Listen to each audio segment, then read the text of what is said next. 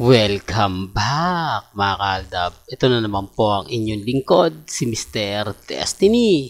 At magbibigay po tayo ng pinakamainit na update po ngayon sa social media. Sa mga taga-team abroad po mga kaaldab, lalo na po sa Sydney, Australia mga kaaldab, mapapanood nyo sa West Shopping Center sa December 2 and 3 mga kaaldab. Sabi ko nga po sa inyo dito po sa 5 Breakups and a Romance, kahit po team abroad, talaga naman pong grabe, di po ba? Sabi ko nga po sa inyo dito po sa channel ni Mr. Destiny, lahat po ng mga update, especially kay Alden at kay Main, madali nyo na pong makakukuha, di po ba?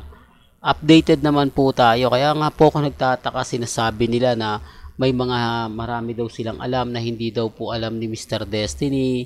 Kumbaga mas sila po okay lang naman po, hindi naman po tayo nakikipagtalastasan o kumbaga kompetensya po sa kanila. Kung ano po yung sa tingin nila sila yung nauuna, sila po yung updated, okay lang naman po yun, hindi po ba? Pero bakit bitter sila sa atin?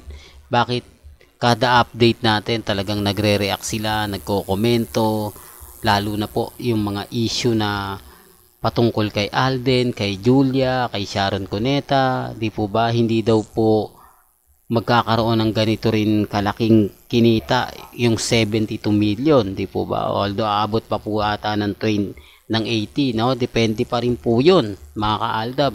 Dahil, kumbaga, ito pa po yung kumbaga sa ibang bansa, di po ba? Sabi ko nga po sa inyo, depende yan sa magiging senaryo. Di po ba? Sabi ko nga po sa inyo, dito lang sa channel ni Mr. Destiny, lahat po ng mga gusto nyo mapanood, mapakinggan, pupunta lang po kayo dito. Di po ba? At sa issue po kay Sharon Cuneta at kay Alden, wala naman pong problema yung kitaan. Kasi alam naman po ni Alden na marami silang kalaban, marami silang kakumpetensya. Pero ang sinasabi rito, yung pagiging best actor, kapag nakuha ni Alden Richards, talagang buong buo na. Di po ba? Ito yung sinasabi ko mga kaaldab, na kaya po pala niya tinanggap ang pelikula na to. Dahil maisasalang nga po sa Metro Manila Film Festival. Po ba? Nakakatuwa po kasi kahit pa paano, ma-nominate lang si Alden Richards bilang best actor. Best actor talagang panalo na po ba, sa dami nga po kasi ng mga pelikula o ng mga artista, di po ba, talagang kumbaga masasabi natin na marami ka talagang makakalaban, kompetensya nga po, di po ba? Tapos sa kitaan nga po, i-remind ko lang po kayo, mahirap po talaga kasi 10 ang maglalaban-laban sa Metro Manila Film Festival. Hindi ka pa sigurado na kumbaga sa mga makakalaban mo, di po ba, na ayaw sa drama, etc. etc. Di po ba, katatapos nga lang po kasi ng pelikula ni Alden at ni Julia. Kumbaga parang gusto naman po nila comedy o kaya action, horror. Ang dami kasing pagpipilian po ba, lalo na nga po kapag may kasama kang bata, doon ka lang talaga sa comedy, di po ba, sa general patronage. Kaya nga po sabi ko sa inyo, malaki ang pagkakaiba. Marami kasi nagsasabi na mahihigatan daw. Mukhang malabo po yun. Hindi naman po, baka sabihin nyo, basher ako ni Sharon Cuneta. Hindi po, kasi medyo mabigat nga po itong laban. 10 kasi po silang pagpipilian mo. Yun ang pagkakaiba.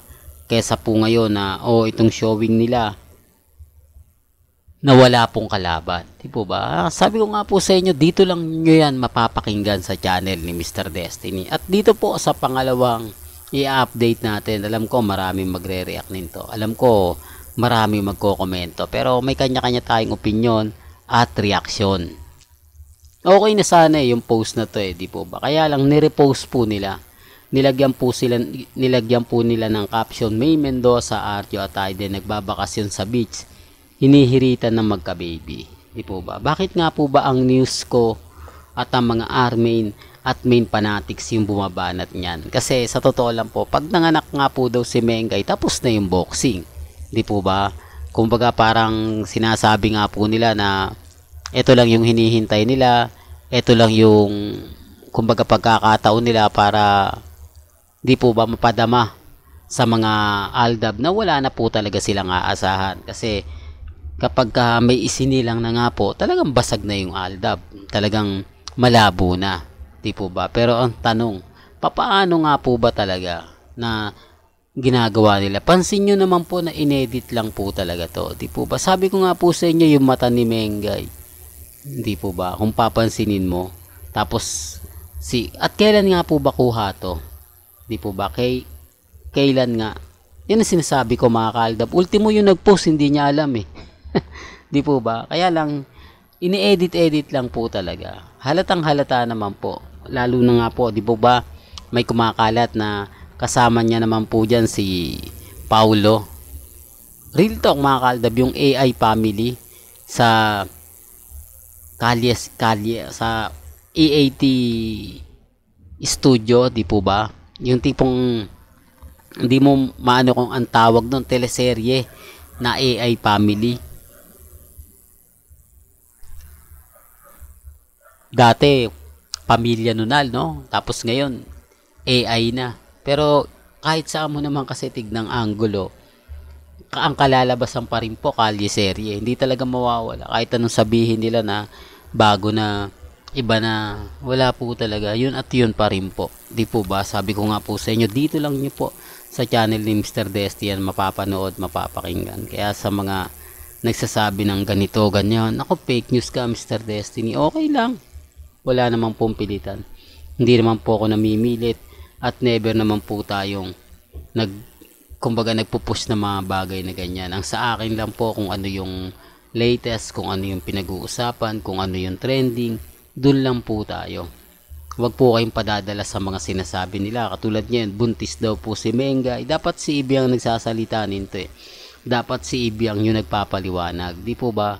Pero hindi nga po nagre-react si Ibiang eh. Di po ba? Natatawa lang po talaga ako. Pero okay lang yan.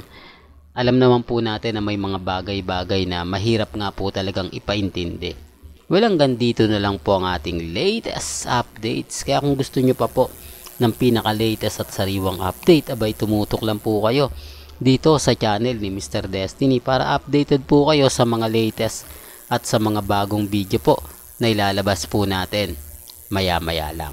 Kaya kung bago ka lang sa channel na to at isa kang true-blooded Aldab Nation na nagmamahal po kila Mengay at Isoy, tama po ang channel na pinuntahan mo, kaya consider na po kita ang bagong subscriber. At huwag mong kalimutang i-share ang mga video po natin sa mga mami, sa mga titas, at sa mga senyor. Hanggang sa muli, salamat po sa panonood at pakikinig.